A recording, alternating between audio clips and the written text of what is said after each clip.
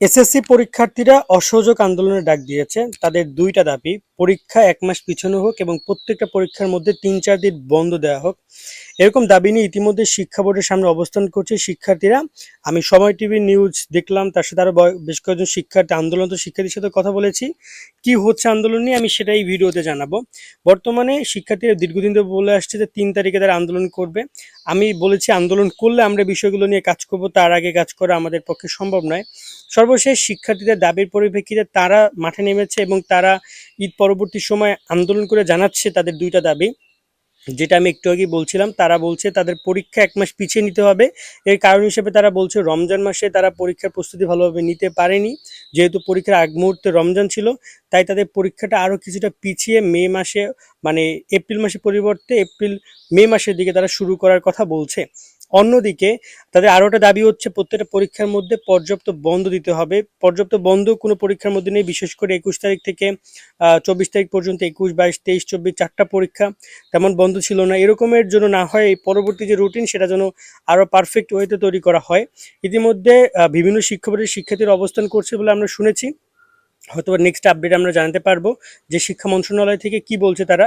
তবে এই মুহূর্তে আপডেট এই বর্তমান পরিস্থিতির প্রেক্ষাপটে শিক্ষা মন্ত্রণালয় থেকে কি বলছে এটা যদি আমি একটু বলতে চাই।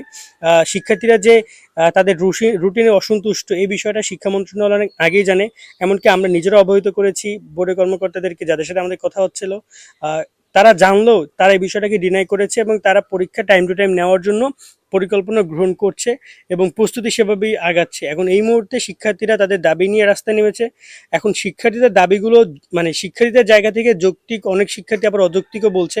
তোমাদের কাছে দাবিগুলো, বিশেষ করে এই দুইটা দাবি, যেটা হচ্ছে যে পরীক্ষা ১ মাস পিছানো হোক এবং পরীক্ষার মাঝে ৩-৪ দিন করে বন্ধ, এই দাবিগুলো তোমাদের কাছে কতটা যৌক্তিক মনে হয় সেটা অবশ্যই কমেন্টে জানাতে পারো এবং আমরা পরবর্তীতে তোমাদের এই বিষয়গুলো নিয়ে আরও উপস্থাপন করব।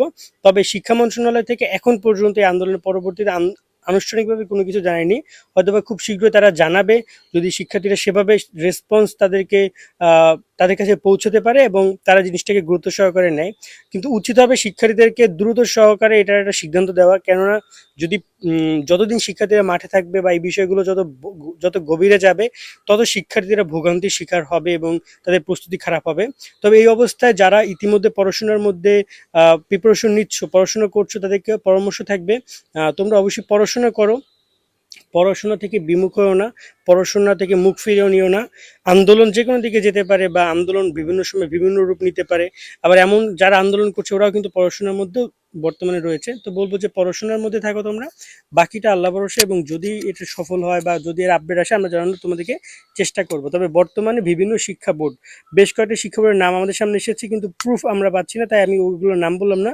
কিন্তু ঢাকা শিক্ষা বোর্ডের শহীদ মিনার থেকে শুরু করে কয়েক জায়গায় শিক্ষার্থীরা অবস্থান করার কথা আমরা শুনেছি। হয়তোবা শিক্ষা সচিবালয়ের সামনে তো শিক্ষার্থীদেরকে অবস্থান করতে গতবার একটা ঝামেলা হয়েছিল জন্য হয়তো এবার একটু সমস্যা হবে।